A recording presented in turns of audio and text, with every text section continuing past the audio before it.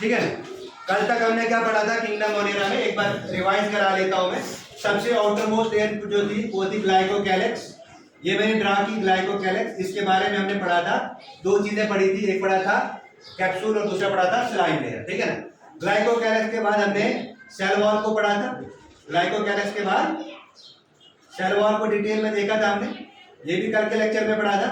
उसके बाद कल के लेक्चर में हमने पढ़ा था ग्लाइकोकैलिक्स के बाद ये आती है, this is known as plasma membrane. और इस प्लाज्मा मेम्ब्रेन में बहुत सारी इनफोल्डिंग्स हैं। इन इनफोल्डिंग्स को कहते थे मीसोसोम्स, ठीक है ना। इसके बाद कल के लेक्चर में हमने कुछ सरफेस स्ट्रक्चर्स पढ़े थे। इस सरफेस स्ट्रक्चर्स में थे सीलिया और क्या क्या, इस सरफेस फ्लैजिला था, सीटे और फिमरे और पिलाई थे। क्या क्या था, फ्लैजिला, फिमरे और पिलाई। यहां तक हमने कल पढ़ा, ठीक है। यहां तक किसी को कंफ्यूजन, यहां तक किसी को कंफ्यूजन, ठीक है ना। अब देखो, अब हमने क्या पढ़ना है, आज हमारा टॉपिक रहेगा मीसोसोम से आगे। तो सबसे पहले मीसोसोम, देखिए इस मीसोसोम को, इस वाले स्ट्रक्चर्स को मैंने जूम कर लिया, देखिए। तो मैंने क्या देखा, this mesosome they are the infoldings of plasma membrane. ये प्लाज्मा मेम्ब्रेन, या हम इसको कह सकते हैं कि ये सेल मेम्ब्रेन की इनफोल्डिंग्स है, ठीक है ना। अब देखिए इसमें तीन मेन इंपॉर्टेंट स्ट्रक्चर्स आते हैं। नंबर 1 वेसिकल्स, लैमेले और ट्यूब्यूल्स। वेसिकल, लैमेले और ट्यूब्यूल्स। अब देखिए रोल क्या है मीसोसोम्स का। सबसे पहले ये क्या प्रोवाइड करता है, रेस्पिरेटरी एंजाइम्स, क्योंकि प्रोकैरियोटिक सेल में जो रेस्पिरेशन होगी वो साइटोप्लाज्म में होगी। ग्लाइकोलिसिस जो है वो साइटोप्लाज्म में चलेगी। ग्लाइकोलिसिस के साथ क्रेब्स साइकिल भी साइटोप्लाज्म में ही चलेगी। तो ये क्या करता है, रेस्पिरेटरी एंजाइम्स प्रोवाइड करता है। उसके बाद मोस्ट इंपॉर्टेंट, यही मीसोसोम जो है it is involved in cell wall formation. Cell wall formation में मतलब सेल वॉल की फॉर्मेशन भी यही करेगा। इसके अलावा बहुत सारे सबस्टांसेस भी यही मीसोसोम रिलीज करता है। इसके अलावा मोस्ट इंपॉर्टेंट डीएनए रेप्लिकेशन में ये मोस्ट इंपॉर्टेंट रोल प्ले करता है। कैसे प्ले करता है, मान लो मेरे पास ये प्लाज्मा मेम्ब्रेन बनाई मैंने, यह मेरे पास इसकी मीसोसोम्स है, ये क्या है इसमें मीसोसोम्स है। तो मान लो यहाँ पे कट लग गया, ठीक है ना। तो इस ऐसे ये डीएनए रेप्लिकेशन में इन्वॉल्व है। इसके बाद हमने पढ़ा नेक्स्ट, दैट इज न्यूक्लियाइड। ये तो यहाँ सेंटर में है, this is known as nucleoid. अब हमने इसको डिस्कस करना है, इस न्यूक्लियाइड। अगर हम बात करेंगे न्यूक्लियाइड को, इस न्यूक्लियाइड को इंसिपिएंट न्यूक्लियस भी कहते हैं। इसको हम incipient, what is incipient, the nucleus without nuclear membrane. Incipient nucleus is what, the nucleus without nuclear membrane, उसको हम कहते हैं इंसिपिएंट न्यूक्लियस। इस इंसिपिएंट न्यूक्लियस को एक और नाम से भी हम जानते हैं, इसको कहते हैं जीनोकोर।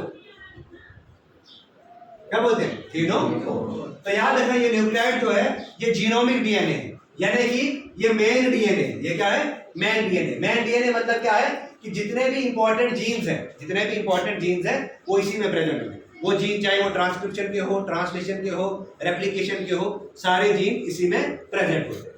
और याद रखना ये जो न्यूक्लियाइड है ये विदाउट न्यूक्लियर मेम्ब्रेन है। The nucleus without nuclear membrane is known as nucleoid. तो उसे क्या कहेंगे, न्यूक्लियाइड कहेंगे। ये बैक्टीरियल डीएनए का एक रीजन है जो मैंने यहाँ पे आपको बताया। उसके बाद इसमें हिस्टोन प्रोटीन्स जो है वो इन्वॉल्व नहीं होती हैं डीएनए पैकेजिंग में। हम ये भी कह सकते हैं कि histone proteins they are not playing a major role in DNA packaging. तो इसमें हिस्टोन प्रोटीन्स के अलावा कोई अदर प्रोटीन्स जो है वो डीएनए पैकेजिंग में हेल्प करती है, ठीक है ना। अगर हम बात करेंगे न्यूक्लियाइड की, ये सर्कुलर सिंगल स्ट्रैंडेड डीएनए होता है। और याद रखना इसमें एक ही क्रोमोसोम होता है, इसमें एक ही क्रोमोसोम होता है। क्लियर है ये चीज, इसमें सिर्फ एक क्रोमोसोम है, ठीक है। उसके बाद अगर हम बात करें, इसमें बहुत सारे इंपॉर्टेंट जीन्स प्रेजेंट होते हैं, जैसे रेप्लिकेशन के जीन, ट्रांसक्रिप्शन और ट्रांसलेशन के जीन भी इसमें प्रेजेंट होते हैं। इसके बाद हम पढ़ते हैं इसमें कुछ एक्स्ट्रा क्रोमोसोमल बॉडीज होती हैं, एक्स्ट्रा क्रोमोसोमल बॉडीज होती है, जहां एक्स्ट्रा क्रोमोसोमल डीएनए है, इसका नाम दिया हमने प्लाज्मिड। क्या नाम दिया, प्लाज्मिड। अब ये प्लाज्मिड क्या है, ये प्लाज्मिड है extra chromosomal DNA, extra chromosome है। और ये कैसा होता है, ये होता है डबल स्ट्रैंडेड सर्कुलर। ये होता है डबल स्ट्रैंडेड सर्कुलर होता है, मतलब ऐसा होगा ये डबल स्ट्रैंडेड सर्कुलर। क्लियर है, डबल स्ट्रैंडेड सर्कुलर होगा। और ये क्या होगा, सेल्फ रेप्लिकेटिंग। सेल्फ रेप्लिकेटिंग मतलब ये खुद ही रेप्लिकेट होता है, ये सेल खुद ही डिवाइड करेगा। उसके बाद ये सारे बैक्टीरियल सेल में प्रेजेंट नहीं होता है, ठीक है ना। अब सारे लोग परफॉर्म ये रोल नहीं करेंगे, कुछ बैक्टीरिया में प्रेजेंट होगा। और याद रखना इसमें कुछ स्पेशल जीन्स होते हैं, इसमें कुछ स्पेशल जीन्स होते हैं। तो याद रखना इसी प्लाज्मिड को फिर हम जेनेटिक इंजीनियरिंग में लेते हैं। जेनेटिक इंजीनियरिंग की बायोटेक्नोलॉजी में इसको ज़्यादातर यूज़ किया जाता है, ठीक है ना। नई नई ड्रग्स, नई नई एंटीबॉडीज बनाने के लिए इस प्लाज्मिड को यूज़ किया जाता है। अब देखो, अब इसका कुछ स्पेशल रोल है, इस प्लाज्मिड का कुछ स्पेशल रोल है। देखिए एक प्लाज्मिड होता है आर प्लाज्मिड। ये आर प्लाज्मिड क्या प्रोवाइड करता है, ये रेजिस्टेंस प्रोवाइड करेगा। ये क्या करेगा, ये रेजिस्टेंस प्रोवाइड करेगा एंटीबॉडीज के अगेंस्ट, क्लियर है। उसके बाद दूसरा आता है हमारा टाई प्लाज्मिड। जो टाई प्लाज्मिड है इससे हम कहते हैं ट्यूमर इंड्यूसिंग प्लाज्मिड। ये क्या करता है, ये प्लांट्स में ट्यूमर काज करता है, ठीक है ना। इस ट्यूमर इंड्यूसिंग और कौन बैक्टीरिया इसके लिए इन्वॉल्व होता है, इसके लिए एक बैक्टीरिया इन्वॉल्व होता है जिसका नाम है agrobacterium tumefaciens. This agrobacterium tumefaciens ये बेटा एक डिजीज काज करता है। इस डिजीज का नाम है क्रोन गॉल डिजीज। और याद रखना ये क्रोन गॉल डिजीज किसमें होती है, ये प्लांट्स में पाई जाती है, बल्जिंग जैसी निकल जाती है प्लांट्स में, ठीक है। ये वो है। उसके बाद नेक्स्ट आता है हमारा, नेक्स्ट है हमारा एफ प्लाज्मिड। नेक्स्ट क्या है हमारा, दैट इज एफ प्लाज्मिड। ये जो एफ प्लाज्मिड है, this F stands for fertility. This F stands for fertility. ये जो एफ प्लाज्मिड है ये क्या प्रोवाइड करता है, ये प्रोवाइड करता है फर्टिलिटी। क्या प्रोवाइड करता है, फर्टिलिटी। अब देखिए फर्टिलिटी मतलब क्या है, देखिए अगर कोई सेल हमारे पास एफ नेगेटिव है, ये हम पढ़ेंगे क्लास 12 में जेनेटिक्स में। अगर हमारे पास सेल एफ नेगेटिव है ये इसको बना देता है एफ पॉजिटिव, ठीक है। अब देखिए यही एफ प्लाज्मिड जो है, तो हम ऐसा कह सकते हैं it is involve in parasexual reproduction. तो पैरासेक्सुअल रिप्रोडक्शन वो as such sexual reproduction bacteria में नहीं पाया जाता है, तो बैक्टीरिया में पाया जाता है पैरासेक्सुअल रिप्रोडक्शन। और पैरासेक्सुअल रिप्रोडक्शन की 3 मेन टाइप्स हैं, ये भी आप क्लास 12 में पढ़ोगे। एक टाइप आती है ट्रांसफॉर्मेशन, जिस पे ग्रिफ्थ ने एक एक्सपेरिमेंट भी किया था। दूसरा आता है ट्रांसडक्शन और तीसरा आता है कंजुगेशन। कंजुगेशन होगा, एक ट्यूब बनेगी कंजुगेशन ट्यूब, और उस कंजुगेशन ट्यूब से जो जेनेटिक मटेरियल है वो एक्सचेंज होगा। एज सच कोई सेक्सुअल रिप्रोडक्शन इसमें नहीं होता है, पैरासेक्सुअल रिप्रोडक्शन इसमें होता है। इसके अलावा एक बैक्टीरिया आता है जिसका नाम है डिग्रेडेटिव प्लाज्मिड, सॉरी प्लाज्मिड है डिग्रेडेटिव प्लाज्मिड। ये जो डिग्रेडेटिव प्लाज्मिड है ये क्या करते हैं, जो ऑयल स्पिल्स वगैरह रिलीज होते हैं सबमरीन जो हमारी ये शिप्स वगैरह जो है ये क्या करती है, जब ये एक जगह से दूसरी जगह ट्रांसपोर्ट होती है तो इनमें ऑयल स्पिल्स रिलीज होता है, ठीक है ना।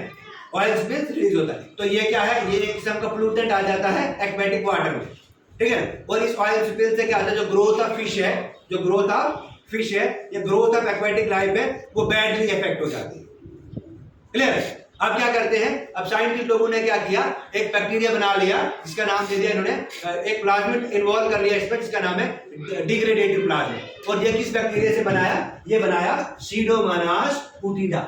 सीडोमोनास फुटिडा इसके लिए इन्वॉल्व है, मोस्ट इंपॉर्टेंट है, याद रख लेना।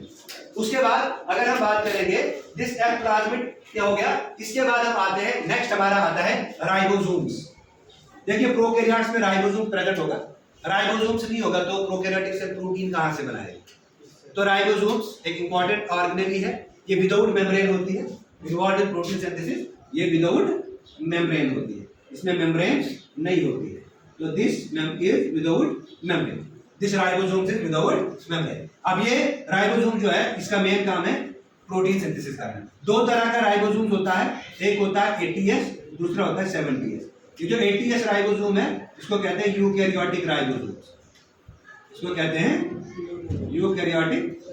अगर यूकैरियोटिक है तो ये यूकैरियोट्स में पाया जाएगा, तो 7टीएस जो है दैट इज प्रोकैरियोटिक राइबोसोम, और ये प्रोकैरियोट्स में पाया जाता है, क्लियर है। अब एक कंडीशन आती है, जब प्रोटीन सिंथेसिस होती है ना, तो प्रोटीन सिंथेसिस के टाइम पे एक कंडीशन आती है, एक कंडीशन आती है जिसे कहते हैं पॉलीराइबोसोम। क्या कहते हैं, पॉलीराइबोसोम। अब पॉलीराइबोसोम क्या है, जब लार्ज अमाउंट ऑफ राइबोसोम जो हैं ये अटैच होते हैं सिंगल एमआरएनए, मतलब ये मैंने एक एमआरएनए लिया, एमआरएनए स्टैंड्स फॉर मैसेंजर, ये मैसेंजर आरएनए। देखिए आरएनए की बहुत सारी टाइप्स है, 3 मेन टाइप आपने याद रखनी है, एक राइबोसोमल आरएनए, दूसरा मैसेंजर आरएनए और तीसरा ट्रांसफर आरएनए, ठीक है ना। ये 3 टाइप से आरएनए की मेजर याद रखिए आप। अगर मैं बात करूं पॉलीराइबोसोम्स, पॉलीराइबोसोम्स क्या है? ये मैंने 5 prime to 3 prime and mRNA बनाया।